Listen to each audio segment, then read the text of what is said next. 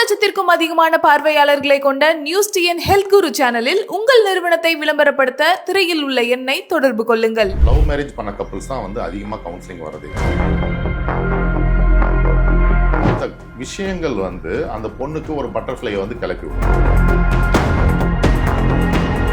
Love மேரேஜ்ல வந்து பெரிய இஷ்யூ என்னன்னு பார்த்தீங்கன்னா, எக்ஸ்ட்ரா மரைட்டல் அஃபேர் வர்றதுக்கு நிறைய காரணங்கள் வந்து உண்டு. ஆண் பெண் ரெண்டு பேருமே அங்க விட்டு கொடுத்து போகணும். எக்ஸ்ட்ரா மரைட்டல் அஃபேருக்கு காதல் திருமணம்ன்றது ஒரு தடை கிடையாது, அரேஞ்சு மேரேஜ்ன்றது ஒரு தடை கிடையாது. அங்க கிடைக்கிற பார்ட்னர் தான் வந்து முக்கியமான காரணம்.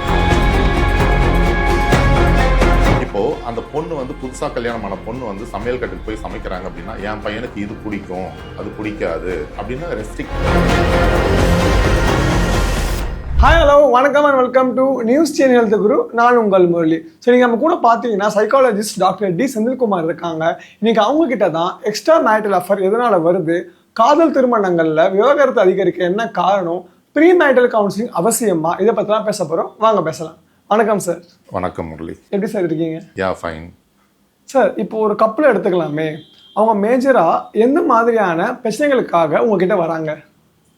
மோஸ்ட்லி இன்லாஸ் இஷ்யூஸ், அதாவது மாமனார் மாமியார் பிரச்சனை, நாத்தனார் கொழுந்தனார் பிரச்சனை, இதுக்காக தான் வந்து மோஸ்ட்லி வந்து கப்புள்ஸ் வந்து வராங்க. மோஸ்ட்லி பார்த்தீங்க அப்படின்னா லவ் மேரேஜ் பண்ண கப்புள்ஸ் தான் வந்து அதிகமாக கவுன்சிலிங் வர்றது. காரணம் என்ன அப்படின்னு பார்த்தீங்கன்னா, லவ் பண்ணுறதுக்கு முன்னாடி உள்ள நிலைமை வந்து வேறு, லவ் பண்ணதுக்கு அப்புறம் உள்ள நிலைமை வந்து வேறு அப்படின்ற ஒரு சூழல் வந்து ஏற்படுது. அதனால் மோஸ்ட்லி அரேஞ்சு மேரேஜ் கப்புள்ஸோட லவ் மேரேஜ் கப்புள்ஸ் தான் கவுன்சிலிங்க்கு வர்றது. அப்படி வரும்போது அவங்க என்ன ப்ராப்ளம்ஸை கொண்டு வராங்க? நம்ம ரெண்டு சினாரியோ எடுத்துக்கலாம். ஒன்று வந்து லவ் பண்ணுறதுக்கு முன்னாடி, இன்னொன்று வந்து லவ் பண்ணுறதுக்கு பின்னாடி. லவ் பண்ணுறதுக்கு முன்னாடி அப்படின்னும்போது டெடிகேட்டிவாக அந்த பையனோ பொண்ணோ அந்த பையன் கூடவோ பொண்ணு கூடவோ டைம் வந்து ஸ்பெண்ட் பண்ணுறாங்க. ஃபார் எக்ஸாம்பிள், ஒருத்தரை மீட் பண்ண போகிறாங்க அப்படின்னா அழகாக நல்லா மேக்கப் போட்டுட்டு பொறுமையாக நிதானமாக அவங்க வந்து ஒரு ஹோட்டல்லையோ அல்லது வந்து ஒரு பார்க்லேயோ அல்லது வந்து ஒரு மால்லையோ அல்லது பீச்லேயோ பொறுமையாக உட்காந்து பேசுகிறாங்க ரெண்டு பேருமே. இதே சினாரியோவை இப்போ ஆஃப்டர் மேரேஜ் கொண்டு வரோம். ஆஃப்டர் மேரேஜ் கொண்டு வரும்பொழுது வீட்டில் கல்யாணம் ஆயிடுச்சு, ஹஸ்பண்ட் என்ன பண்ணுறாருன்றது தெரியும், ஒய்ஃப் என்ன பண்ணுறாங்கன்றது தெரியும். இப்போது ஒய்ஃப் வந்து ஹஸ்பண்ட் பக்கத்தில் உட்காரும்பொழுது, நீ தள்ளி உட்காரு எங்கள் அம்மா இருக்காங்க, நீ தள்ளி உட்காரு எங்கள் அப்பா இருக்காங்க அப்படின்னு சொல்கிறது. அடுத்தது சமையல். இப்போது அந்த பொண்ணு வந்து புதுசாக கல்யாணமான பொண்ணு வந்து சமையல் கட்டுக்கு போய் சமைக்கிறாங்க அப்படின்னா, என் பையனுக்கு இது பிடிக்கும் அது பிடிக்காது அப்படின்னு ரெஸ்ட்ரிக்ட் பண்ணுறது. Second, communication. அந்த கம்யூனிகேஷன் அப்படின்னு சொல்லும்பொழுது கல்யாணத்துக்கு முன்னாடி அவங்க வந்து மீட் பண்ணுறதுன்றது ரொம்ப ரேராக இருக்கும். எப்பயாவது ஒரு முறை மீட் பண்ணுவாங்க, அல்லது ரெகுலராக மீட் பண்ணால் கூட அவங்களுக்கான டைமிங்கிறது வந்து ஸ்பெண்ட் பண்ணுவாங்க. ஆனால் கல்யாணத்துக்கு அப்புறம் என்ன பண்ணுவாங்க அப்படின்னு பார்த்தீங்கன்னா, ஒய்ஃப் என்ன பண்ணுறான்றது கண் கூட தெரியும். படுத்திருக்காளா, உட்காந்துருக்காளா, சாப்பிட்ருக்காளா, குளிச்சிட்டாளா, குளிக்கலையா அப்படின்றது. இதே சினாரியோ 1க்கு போவோம். இப்போது கல்யாணத்துக்கு முன்னாடி அந்த பையன் ஒரே ஒரு டெக்ஸ்ட் போடுவான், நீ சாப்பிட்டியா, நீ குளிச்சியா, நீ எப்போ கிளம்புவ, நீ என்ன கலர் ட்ரெஸ் போட்டிருக்க அப்படின்ட்டு. அந்த விஷயங்கள் வந்து அந்த பொண்ணுக்கு ஒரு பட்டர்ஃப்ளையை வந்து கிளப்பி விடும். சினாரியோ 2, கல்யாணத்துக்கு அப்புறம் பொண்ணு சமைச்சு வச்சுருப்பா. என்ன, இவன் வந்து என்ன சமைச்சேன்னு கேட்க முடியுமா, இல்லை நீ குளிச்சியான்னு கேட்க முடியுமா, இல்லை நீ சாப்பிட்டியான்னு கேட்க முடியுமா? ஸோ லவ் மேரேஜில் வந்து பெரிய இஷ்யூ என்னன்னு பார்த்தீங்கன்னா, கல்யாணத்துக்கு முன்னாடி கம்யூனிகேஷன்ஸ் வந்து நிறைய இருக்கும். ஆனால் கல்யாணத்துக்கு அப்புறம் கம்யூனிகேஷன்ஸ் கம்மியாகிறது ஒரு மேஜர் ரீசன். அதனாலே வந்து இவர் என்கிட்ட டைமே ஸ்பெண்ட் பண்ணுறதில்ல, இவர் என் கூட பேசுறதில்ல அப்படின்னு தான் நிறைய பேர் வந்து வருவாங்க. இப்படி ஒருத்தங்க அப்படி உங்ககிட்ட வராங்க, நீங்கள் அவங்களுக்கு என்ன சார் சொல்லுவீங்க? ப்ரீஷியஸ் டைம், அதாவது நமக்கு வேலை குடும்பம் அப்படின்னு இருந்தால் கூட தன்னுடைய மனைவி தன்னுடைய கணவன் அவங்களுக்கான டைமிங் வந்து நம்ம ஸ்பெண்ட் பண்ண சொல்லுவோம். யூஸ்வலாக இப்போது ஹஸ்பண்ட் வந்து வாரத்தில் ஒரு 6 நாள் வேலைக்கு போகிறாரு, வெளியே போகிறாரு. இப்போது இவங்க வந்து ஹவுஸ் ஒய்ஃபாக இருக்காங்க. அப்போது அவர் வாரத்தில் 6 நாள் வேலைக்கு போவார். ஆனால் அந்த ஒரு நாள் வந்து ரெஸ்ட் எடுக்கணும்னு விரும்புவார். அதே சமயம் இவங்க 6 நாள் வீட்டுக்குள்ளே இருப்பாங்க, அந்த ஒரு நாள் வெளியே போகணும்னு சொல்லுவாங்க. அப்போ என்ன ஆகும், ரெண்டு பேருக்குள்ளே கிளாஷ் வரும். நான் ரெஸ்ட் எடுக்கணும் அப்படின்னு ஹஸ்பண்ட் சொல்லுவார், ஒய்ஃப் வந்து நான் வெளியே போகணும்னு சொல்லுவாங்க. இப்போது அங்கே வந்து என்ன ஆகும், என்ன வாரத்தில் 7 நாளும் வீட்டுக்குள்ளேயே அடைச்சி வச்சிருக்காரு அப்படின்னு அந்த பொண்ணு சொல்லுவாங்க. அந்த பையன் வந்து எனக்கு ஒரு நாளாவது ரெஸ்ட் கொடு அப்படின்னு அந்த பையன் சொல்லுவார். ஸோ அங்கே தான் அந்த கிளாஷ் வர்றதே. இப்போ நாங்கள் சொல்கிறது என்ன அப்படின்னா, ஆல்டர்னேட்டிவ் வீக்ஸ், அதாவது ஒரு வாரம் நீங்கள் வீட்டில் இருங்க, ஒரு வாரம் நீங்கள் எங்கேயாவது வெளியே போங்க, அல்லது எப்பெல்லாம் டைம் கிடைக்குதோ அப்போல்லாம் உங்கள் ஒய்ஃபை கூட்டிகிட்டு நீங்கள் வெளியே போங்க அப்படின்னு தான் நான் சொல்கிறது. வெளியே போங்க அப்படின்னா நீங்கள் செலவு பண்ணி தான் போகணும் அப்படின்ற அவசியம்லாம் கிடையாது. கண்டிப்பாக தியேட்டர், மாலுக்கு வந்து போகாதீங்க. ஏன்னா ஓப்பன் ஸ்பேஸ், அந்த ஓப்பன் ஸ்பேஸ்லாம் வந்து மைண்ட் வந்து நல்லா ரிலாக்ஸ் ஆகும். ஏன்னா இப்போ நீங்கள் மாலுக்கு போகிறீங்க அப்படின்னா அங்கே வந்து உங்களுக்கு ஷாப்பிங் ஐடியா மட்டும்தான் இருக்கும், அல்லது ஒரு ரெஸ்ட்ரிக்டட் ஐடியா மட்டும்தான் இருக்கும். அதே மாதிரி தியேட்டர் போகிறீங்க அப்படின்னா யூ கேன் என்ஜாய் மூவி, வந்து என்ஜாய் பண்ணலாம். ஆனால் மைண்ட் வந்து ஃப்ரீ ஆகுமான்னு பார்த்தீங்கன்னா கண்டிப்பாக ஃப்ரீ ஆகாது. அதனால் நாங்கள் சொல்கிறது என்ன அப்படின்னா, பார்க்குக்கோ, பீச்சுக்கோ, அல்லது ஓப்பன் ஸ்பேஸோ, அல்லது லாங் ட்ரைவோ நீங்கள் போங்க, உங்களை மைண்ட் வந்து ரிலாக்ஸ் ஆகும். ஏன்னா இப்போ நீங்கள் தியேட்டர் போகிறீங்க அப்படின்னா அங்கே வந்து ஒரு மூவி மேலே தான் உங்களுடைய அட்டென்ஷன் வந்து இருக்கும். அங்கே வந்து கம்யூனிகேஷன்றது வந்து இருக்காது. இப்போ நீங்கள் ஒரு மால் போகிறீங்க அப்படின்னா அங்கே வந்து பார்த்தீங்கன்னா உங்களுடைய ஐடியா முழுக்க அந்த ஷாப்பிங் அல்லது திங்ஸ் மேலே தான் இருக்கும். இதுவே நீங்கள் பார்க்குக்கோ, பீச்சுக்கோ, அல்லது லாங் ட்ரைவோ போகிறீங்க அப்படின்னா 1-to-1 கம்யூனிகேஷன், அந்த 1-to-1 கம்யூனிகேஷனில் வந்து மைண்டு வந்து வென்டிலேஷன் ஆகும்.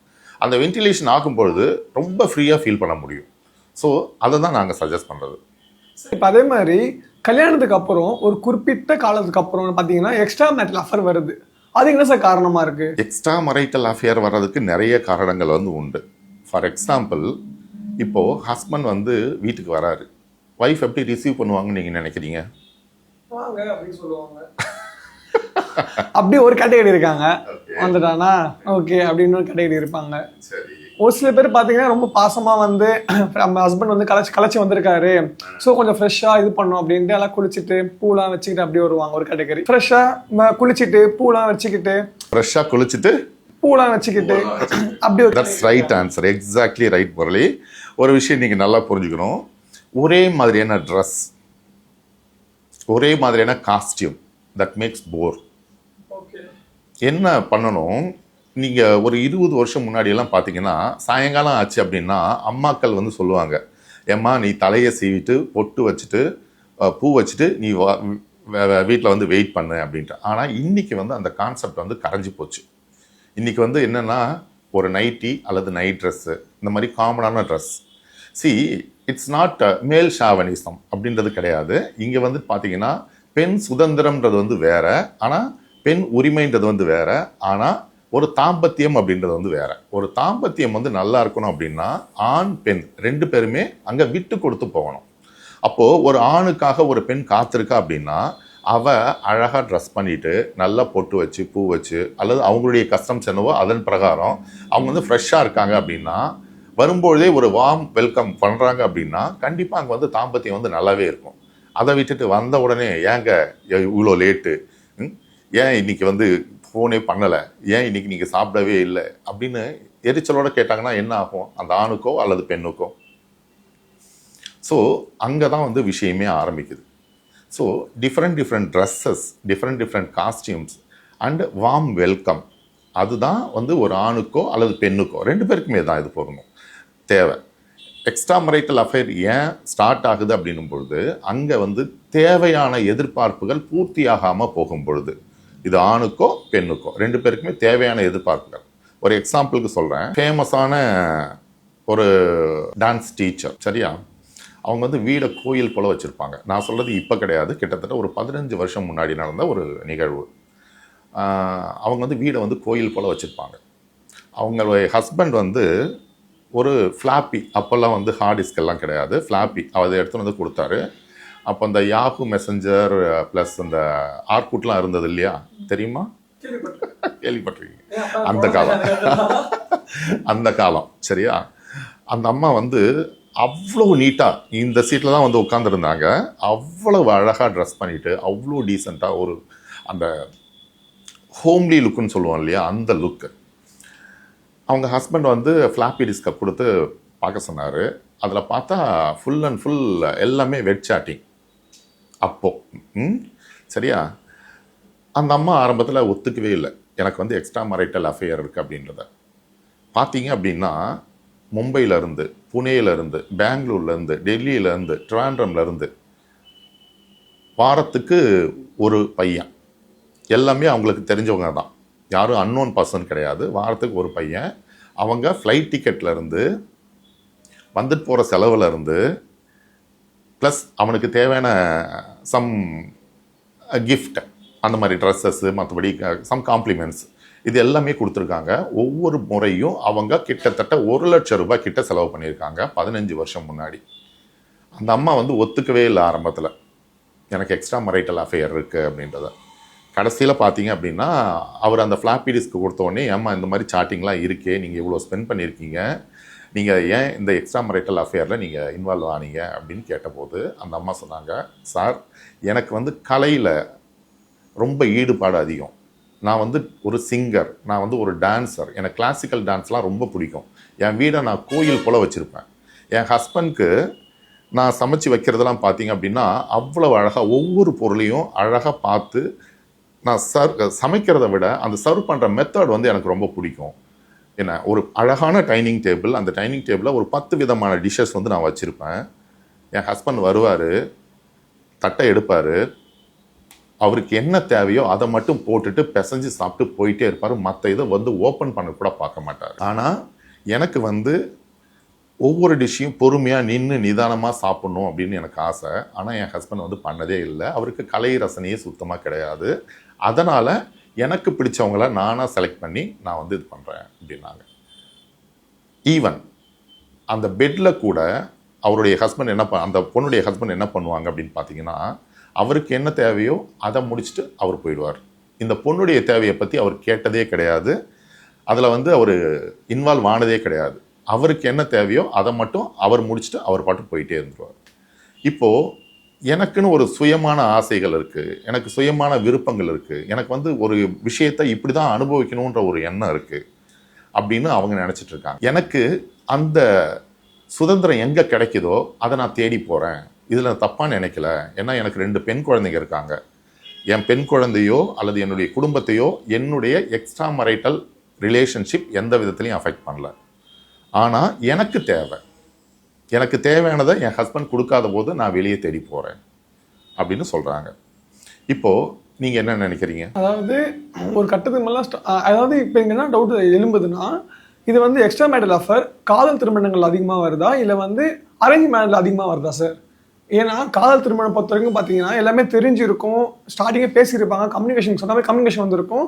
ஸோ வர கம்மி நான் நினைக்கிறேன். என்னை பொறுத்த வரைக்கும் மேபி அரேஞ்ச் மேரேஜ் அதிகமாக வர காரணம் அதிகமாகுதோ, ஒருவேளை வந்து வீட்டில் பார்த்து வச்சதுனால மேபி எதுவுமே தெரியாது இல்லையா? ஸோ அப்போ வந்து அவங்க கேரக்டர் ஒரு மாதிரி இருக்கும், அதனால காரணமாக இருக்கும் ஐ ஃபீல். அதாவது காதல் திருமணங்களில் எக்ஸ்ட்ரா மரைட்டல் அஃபேர் அதிகமாகுதா அல்லது அரேஞ்சு மேரேஜில் அதிகமாகுதான்னு நீங்கள் கேட்குறீங்க. எக்ஸ்ட்ரா மரைட்டல் அஃபேருக்கு காதல் திருமணம்ன்றது ஒரு தடை கிடையாது, அரேஞ்சு மேரேஜ்ன்றது ஒரு தடை கிடையாது. அங்கே கிடைக்கிற பார்ட்னர் தான் வந்து முக்கியமான காரணம். அடுத்தது, காதல் திருமணத்தில் வந்து எதிர்பார்ப்புகள் வந்து ரொம்ப அதிகமாக இருக்கும். ஈவன் தான் அவங்க வந்து ஷேர் பண்ணாலும் அதுக்கப்புறம் ஷேர் பண்ணதுக்கு அப்புறம் நடக்கக்கூடிய விஷயங்கள், ஏற்கனவே நான் சொன்ன மாதிரி கல்யாணத்துக்கு முன்னாடி ஹஸ்பண்ட் மட்டும்தான் அல்லது ஒய்ஃப் மட்டும்தான் கண்ணுக்கு தெரிவாங்க. கல்யாணம் ஆனதுக்கு அப்புறம் தான் அங்கே வந்து மாமனார், மாமியார், நாத்தனார் எல்லாமே இருக்கிறது தெரியும். இப்போ என்ன ஆகும், காதல் திருமணம் பண்ணிட்டு போகிறாங்க ஒருத்தவங்க. அங்கே காதல் திருமணம் பண்ணிட்டு போனதுக்கப்புறம் மாமியார் கேட்குற முதல் கேள்வி, எதை காமிச்சு என் பையனை மயக்கினேன், எதை பார்த்து இவன் அவகிட்ட மயங்கினான், அப்படி என்ன இவகிட்ட ஸ்பெஷலாக இருக்குது, இந்த மாதிரியான கேள்விகள் அந்த பொண்ணு வந்து ரொம்பவே பாதிக்கும். அடுத்தது, அந்த பொண்ணு ப்ரப்போஸ் பண்ணியிருந்தாலோ அல்லது பையன் ப்ரப்போஸ் பண்ணியிருந்தாலோ யார் ஃபஸ்ட்டு அக்ரி பண்ணுறாங்கன்றது தான் வந்து விஷயம்.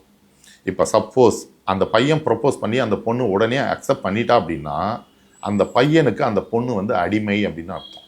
காரணம் என்னன்னா, நான் சொன்ன உடனே அக்செப்ட் பண்ணிட்டால, இதே மாதிரி வேற யாராவது சொல்லியிருந்தா அக்செப்ட் பண்ணியிருப்பாளா, இந்த சந்தேகம் வந்து முதல் கேள்வியாக வரும். சரியா? அடுத்தது, இந்த பொண்ணு ஒரு வீட்டுக்கு வரக்கூடிய யாராவது ஒரு கெஸ்ட்டு அல்லது வீட்டுக்கு சர்வ் பண்ணக்கூடிய ஒரு ஆள், பால் போடுறவங்களாவோ அல்லது கேஸ் சிலிண்டர் போடுறாங்களோ அல்லது சம் அதர் பர்சன், அவங்க கூட ஒரு 2 நிமிஷம் நின்று பேசினா கூட நீ என்ன பேசுகிற, ஏன் பேசுகிற, எதுக்கு பேசுகிற, இந்த மாதிரியான சந்தேகமான கேள்விகள் வந்து அங்கே நிறைய வரும். சரியா? அப்போது அந்த பெண்ணுடைய சுதந்திரம் முழுசாக அங்கே பறி போகுது.